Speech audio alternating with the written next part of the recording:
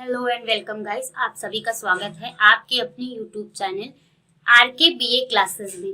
जैसा कि हमने अपने पिछले वीडियो में आर्कियोलॉजिकल सोर्सेस के बारे में पढ़ा है, वैसे हम अपने इस वीडियो में लिटरेसी सोर्सेस के बारे में पढ़ने वाले हैं। यानी कि हमारा सेकंड टॉपिक जो है स्रोतों को, भारत के इतिहास को जानने के लिए जो हमारा सेकंड स्रोत है वो है आपका साहित्यिक स्रोत। तो आज हम इस पे बात करने वाले हैं।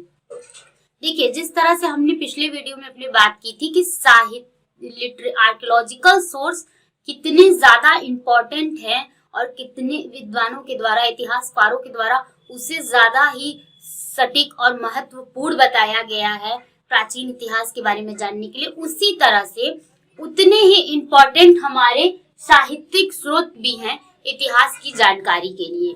तो इस पे हम बात करेंगे। देखिए, उस समय की तत्कालीन धार्मिक स्थिति क्या थी, लोगों की मानसिकता किस प्रकार की थी, इस चीज को जानने के लिए इस टाइम का साहित्यिक स्रोत लिखा गया था।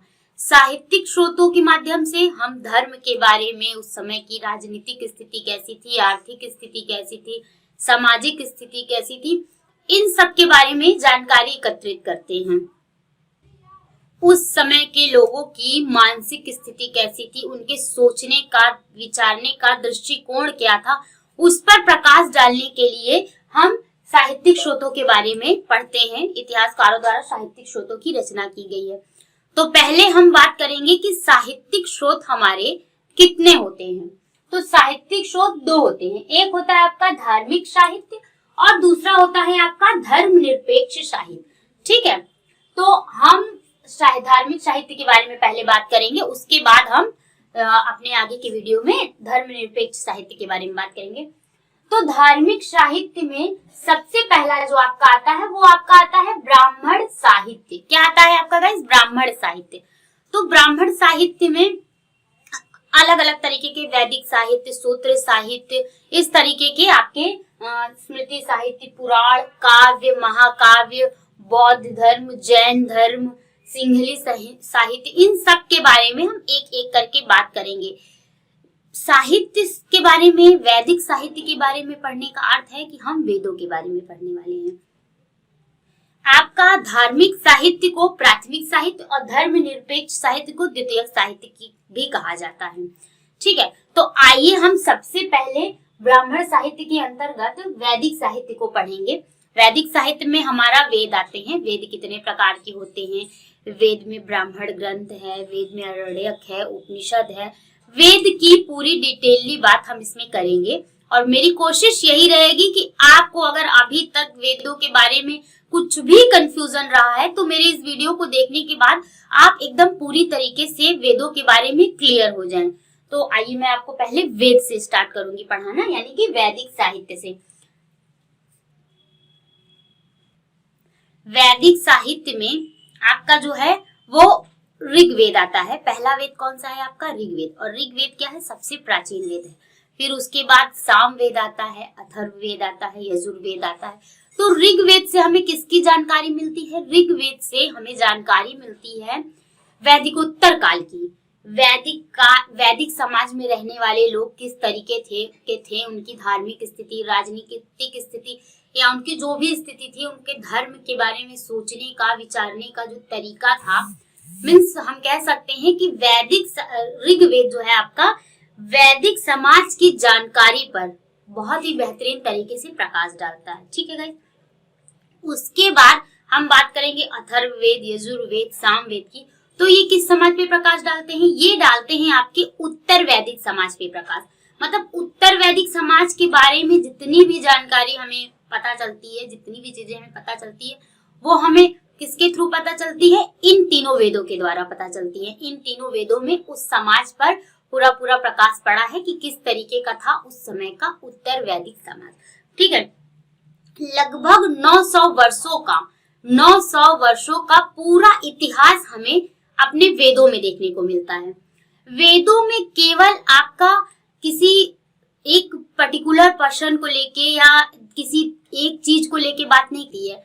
मतलब कि वेद एक ऐसा स्रोत है जिसके माध्यम से हम सभी चीजों पर अच्छा खासा प्रकाश पड़ा हुआ है।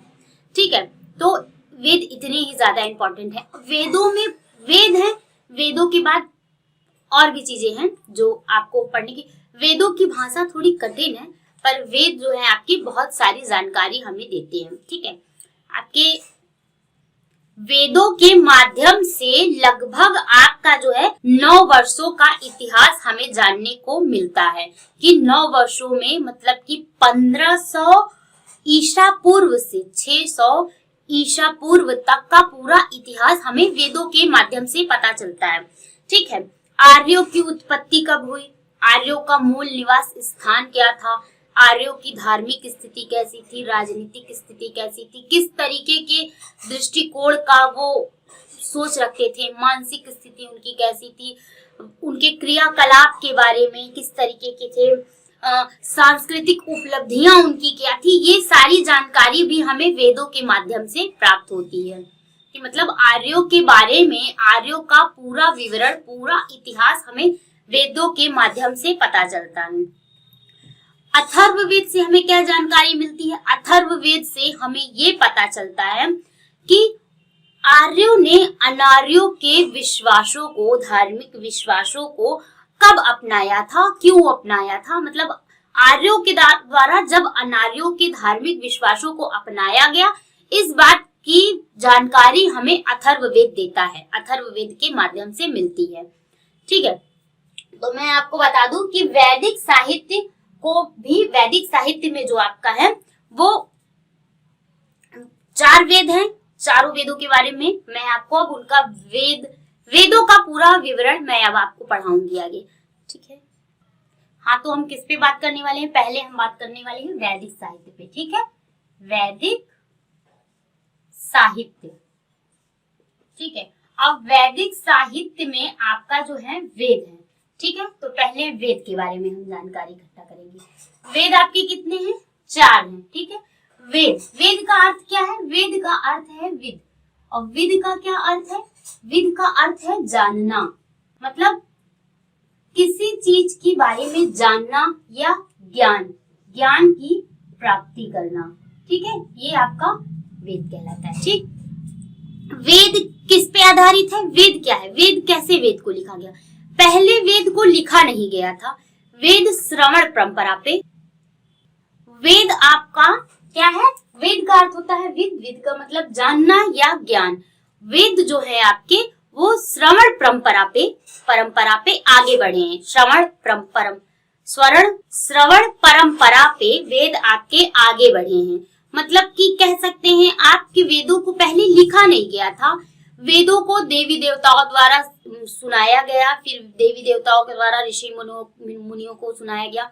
मतलब ये कंठस्थ याद करने वाली चीज थी, इसको कहीं लिखा नहीं गया था।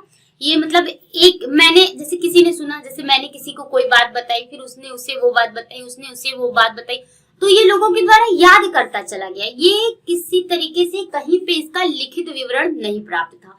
ये लिखित विवरण आपको बहुत ही आगे जाके मिला है। वेदों का संकलन जो है वो बहुत ही बाद में हुआ है, इसलिए वेदों को जो है आप शुरुआती दौर में अगर रखेंगे तो आदि इतिहास में रखेंगे, बाद में वो आपका ऐतिहासिक काल में जाता है, बट पहले वो आपका आदि इतिहास में रहेगा। क्योंकि वेदों को सुनकर लोग ग्रहण करते थे, याद करते थे, कंठस्थ याद करते थे, वो लिखा हुआ कहीं पे भी नहीं मिला था, उसका संकलन नहीं किया गया था।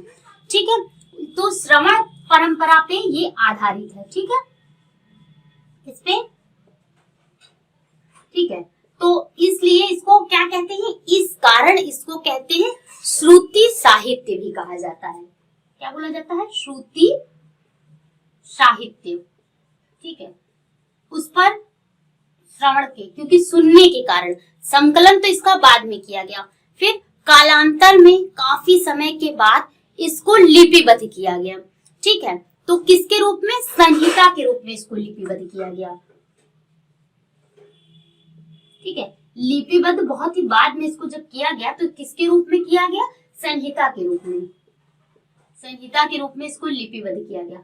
और ये लिपिबद्ध किसके द्वारा किया गया, मतलब किसके द्वारा वेदों की कहा जाएगी रचना की गई है, तो वेदों की रचना आपकी की गई है, इसका संकलन जो किया गया है किसके द्वारा किया गया है, किस ऋषि मुनि या किसके द्वारा किया गया, कृष्ण।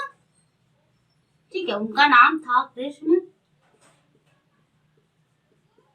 द्वैपायन, ठीक है, कृष्ण द्वैपायन। तो कृष्ण द्वैपायन को ही आप क्या कहते हैं, महर्षि वेद व्यास। अब आपको नाम क्लियर हो गया होगा, क्योंकि महर्षि वेद व्यास का नाम बहुत लोगों ने सुना होगा।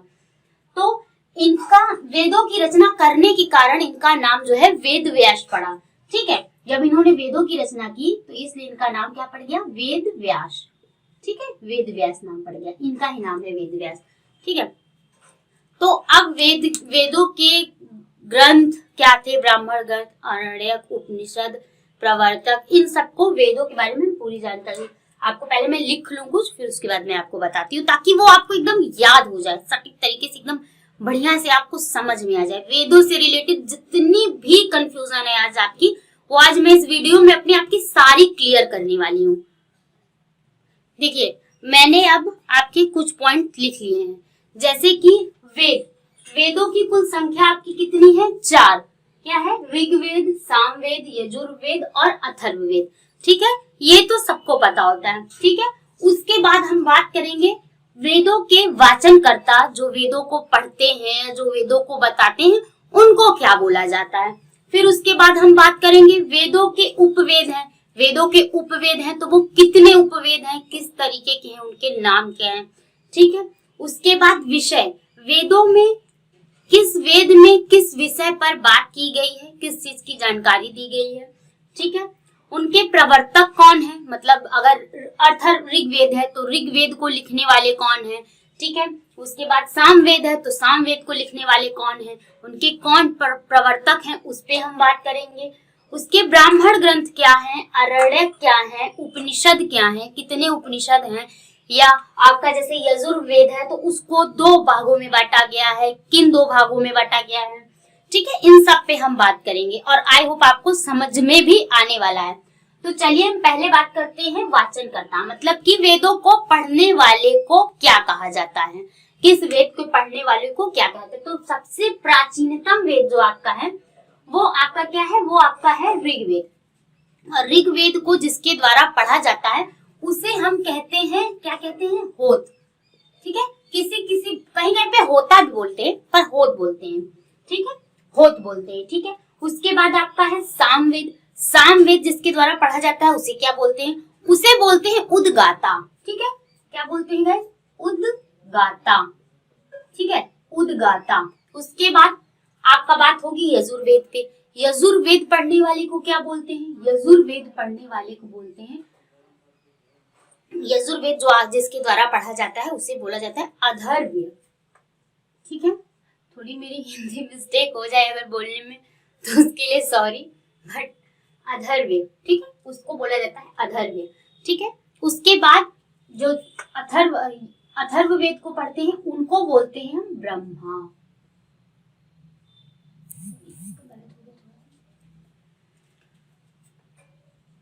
ब्रह्मा बोलते हैं, ठीक है, ब्रह्मा, ठीक है। तो किस वाचनकर्ता को क्या बोलते हैं वो मैंने बता दिया। उसके बाद इसके उपवेद क्या होते हैं, उपवेद 4 होते हैं। ऋग्वेद का होता है आपका आयुर्वेद, क्या होता है, आयुर्वेद, ठीक है, आयुर्वेद। उसके बाद सामवेद का आपका क्या होता है, सामवेद का आपका होता है गंधर्ववेद। आपको आई होप विजिबल हो रहा होगा मेरा लिखा हुआ बात, आपको विजिबल हो रहा है कि नहीं, ठीक से दिखाई दे रहा है ना, गंधर्ववेद, क्योंकि ये आपको बहुत ही अच्छे से समझ आना चाहिए और अच्छे से क्लियर हो जाना चाहिए। मैं थोड़ा सा हट जाती हूँ, आप देख लीजिए अच्छे से एक बार, ठीक है, गंधर्ववेद, ठीक। उसके बाद इसके उपवेद को क्या बोलते हैं, धनुर्वेद, ठीक है, धनुर्वेद। अभी इसके विषय के बारे में भी मैं आपको बताऊंगी इसके बाद, ठीक है। उसके बाद अथर्ववेद को क्या बोलते हैं, उसके उपवेद को शिल्पवेद, क्या बोलते हैं, शिल्पवेद, ठीक है। फिर देखिए अब हम बात करेंगे इसके विषय के बारे में, मतलब आयुर्वेद में किस विषय पे या ऋग्वेद में किस विषय पे बात होती है। तो ऋग्वेद में आयुर्वेदिक चिकित्सा की बात होती है। पहले विज्ञान तो अब आया है ना, पहले तो आयुर्वेदिक चिकित्सा ही थी। तो आयुर्वेद में आपका नाम से ही क्लियर हो रहा है, आयुर्वेद मतलब आयुर्वेदिक बातें, आयुर्वेद चिकित्सा। तो चिकित्सा से संबंधित, वो भी आयुर्वेदिक चिकित्सा से संबंधित बातें जो आपकी होती थी, वो विषय जो आपका था वो किसका था, ऋग्वेद का था, ठीक है। उसके बाद सामवेद, गंधर्व वेद, मतलब गंधर्व। देखिए बात से ही पता चला गंधर्वों की बात की जा रही है, यानी कि आपकी बात हो रही है कला की। तो संगीत और कला जो आपका था वो आपका सामवेद में था, ठीक है।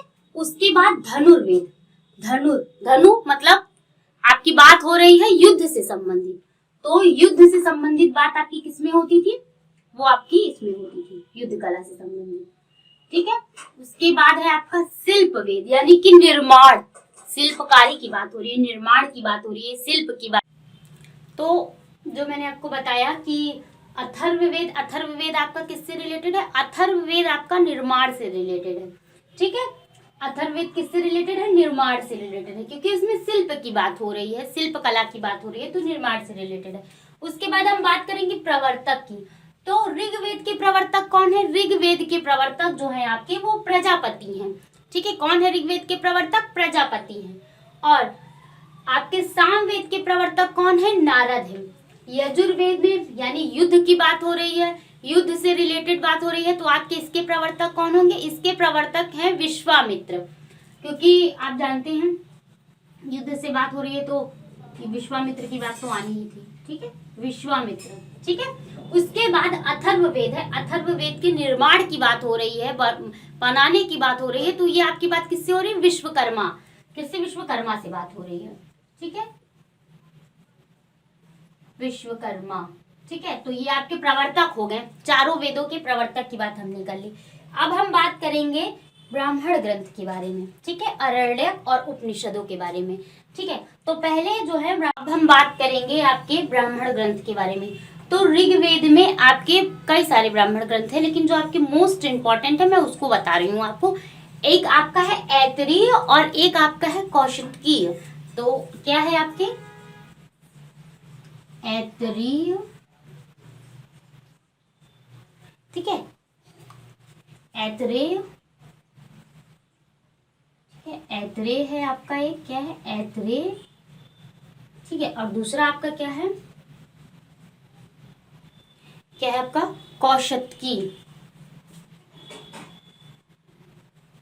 ये आपके जो हैं ये आपके ब्राह्मण ग्रंथ है, किसके, ऋग्वेद के ब्राह्मण ग्रंथ है, ठीक है। उसके बाद ऋग्वेद के आपके आरण्यक जो हैं वो कितने हैं, आपके आरण्यक भी यही हैं, ऐतरेय आरण्यक और कौशिकी आरण्यक, ठीक है। मैं इसको भी लिख दूं,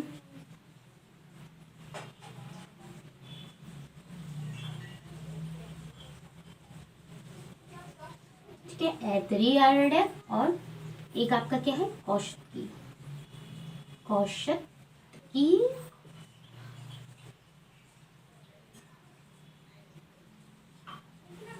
ठीक है, कौशिकी आरण्यक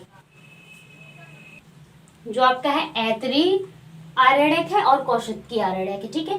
और इसके उपनिषद आपके कितने हैं, इसके उपनिषदों की संख्या आपकी 10 है, यानी ऋग्वेद में जो आपके उपनिषद हैं वो कितने हैं, 10 उपनिषद है, ठीक है। उपनिषदों की संख्या कितनी है, 10 है। उसके बाद हम आते हैं सामवेद पे। सामवेद के ब्राह्मण ग्रंथ आपके कितने हैं, सामवेद के आपके 2-3 हैं, कई हैं, लेकिन हम बात करेंगे इसमें दो मेन मुख्य के बारे में दो बात करेंगे। तो जिसमें से एक आपका है साम विधान, ठीक है, मैं लिख देती हूँ, साम विधान, ठीक है, साम विधान, ठीक है, ब्राह्मण ग्रंथ है आपका एक, और एक आपका है जैमिनीय, ठीक है, क्या है, जैमिनीय। अब आपके हम इसमें आरण्यक की बात करेंगे, तो आपके जो इसके आरण्यक है वो एक आपका है जैमिनी क्या, उपनिषद की बात करेंगे, नहीं उपनिषद की नहीं, आरण्यक की बात करेंगे, ठीक है।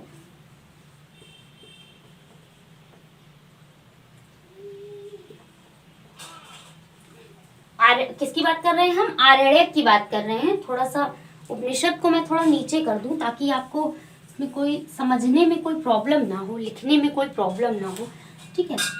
दिख रहा है आपको, यहाँ तक आपको मेरा बोर्ड आई होप विजिबल हो रहा होगा, उपनिषद, ठीक है। तो ये इसके कितने 10 मैंने आपको बताया, इसको मैं ब्लैक मार्कर से लिख दूं ताकि आपको और अच्छे से समझ में आए, 10 है, ठीक है। उसके बाद हम इसकी बात कर रहे हैं जैमिनियों, है, जैमिनियो उपनिषद। ठीक है, उसके बाद दूसरा आप क्या है, दूसरा है तवलकार आरण्यक। ठीक है, आपको दिख रहा है ना, तवलकार आरण्यक। ठीक है, ये आपका है। ठीक है, अब इसमें उपनिषदों की संख्या कितनी है, इसमें उपनिषदों की संख्या आपकी जो है वो 16 है। कितनी है, 16। विजिबल हो रहा है आपको? ठीक है, 16 है। उसके बाद यजुर्वेद की बात कर रहे हैं हम। यजुर्वेद के ब्राह्मण ग्रंथ जो आपके हैं वो 2 हैं, तैत्तिरीय और मैत्रायणीय। ठीक है, मैं लिखती हूँ।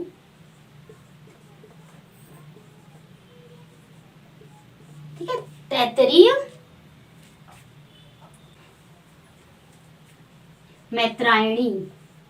ठीक है, तैत्तिरीय और मैत्रायणी, ये आपके क्या है, ये आपके ब्राह्मण ग्रंथ के हैं, तैत्तिरीय ब्राह्मण ग्रंथ और मैत्रायणीय ब्राह्मण ग्रंथ। ठीक है, ये 2 हो गया। अब इसकी हम बात करेंगे आर्यणक की, तो इसके आर्यणक भी सेम है, तैत्तिरीय आर्यणक है और मैत्रायणी आर्यणक। ठीक है, वैसे लिखने की जरूरत नहीं, बट मैं लिख दे रही हूँ ताकि आपको कोई कंफ्यूजन ना हो। ठीक है, तैत्तिरीय आर्यणक, मैत्रायणी आरण्यक।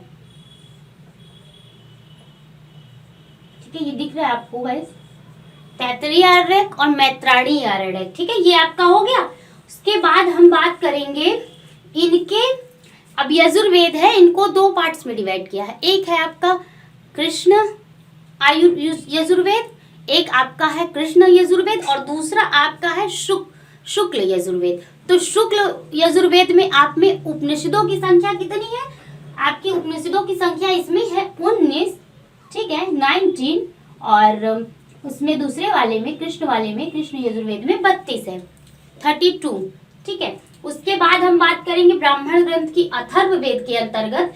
तो आपको बता दूं, इसमें जो है एक ही है, क्या है, गोपथ। ठीक है, गोपथ ब्राह्मण ग्रंथ, बस इसके आरण्यक नहीं है,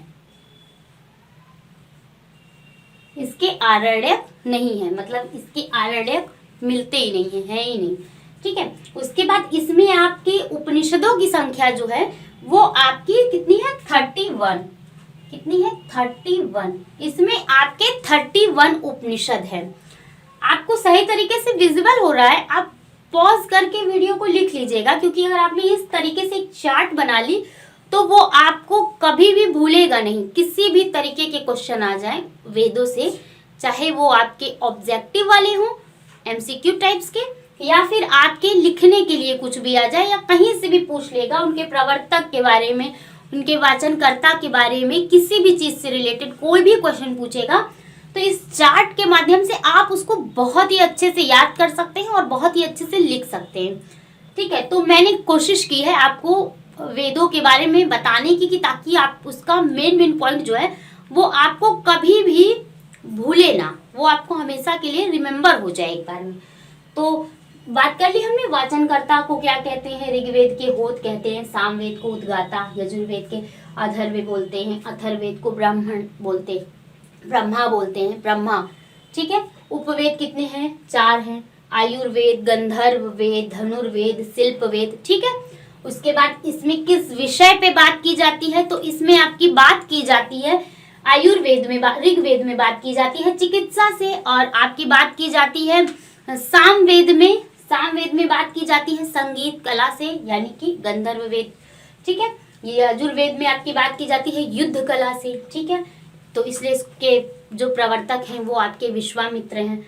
ठीक है, फिर अथर्ववेद में विश्वकर्मा है, उनमें निर्माण की बात की जाती है। विश्वकर्मा मीन्स निर्माण की बात हो रही है, विश्वकर्मा जी के द्वारा ही सारी चीजों का निर्माण किया जाता था, तो निर्माण की बात हो रही है। फिर इसके ब्राह्मण ग्रंथ कितने हैं, आरण्यक कितने हैं, उपनिषद कितने हैं, इस पे हमने बात की। ब्राह्मण ग्रंथ आपके ऋग्वेद के हैं, ऐतरेय, कौशिक के। आई होप गाइस आपको मेरी पढ़ाई हुई बातें, समझाई हुई बातें समझ में आ रही होंगी और आपको मेरी वीडियो अच्छी लग रही होगी। अगर आपको मेरी वीडियो अच्छी लग रही है तो प्लीज़ मेरे चैनल को सब्सक्राइब कीजिए, वीडियोस को लाइक कीजिए, जितना हो सके इसको शेयर कीजिए, मेरी मेहनत को आगे बढ़ाइए। जिसको इसकी ज़रूरत है, मेरे वीडियो की ज़रूरत है, उस तक ये वीडियो पहुंचनी चाहिए। मेरा मेन मोटिव यही है। तो प्लीज़ इस वीडियो को जितना ज़्यादा हो सके उतना ज़्यादा शेयर कीजिए, ताकि लोगों को पता चले कि आरके बीए क्लासेस भी कोई एक ऐसा चैनल है जो है बीए के बच्चों के लिए। तो प्लीज़ चैनल को सब्सक्राइब कीजिए, लाइक कीजिए, वीडियोस को शेयर कीजिए। और thank you for watching this video. और आपको अगर कोई भी प्रॉब्लम हो रही है